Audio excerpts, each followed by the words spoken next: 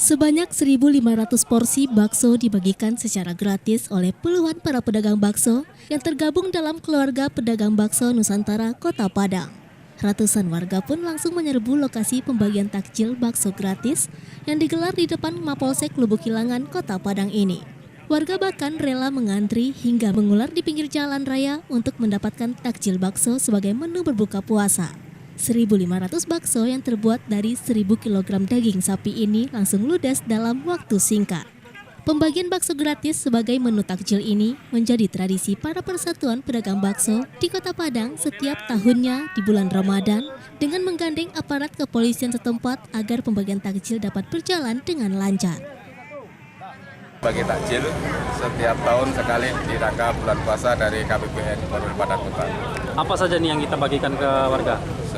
Bakso, khususnya untuk hari ini bakso untuk masyarakat yang menjalankan ibadah puasa. Ada berapa porsi gitu? 1.500. 1.500 bakso ya.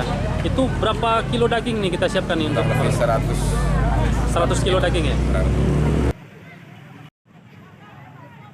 Dari Padang, Sumatera Barat, Budi Sunandar, iNews melaporkan.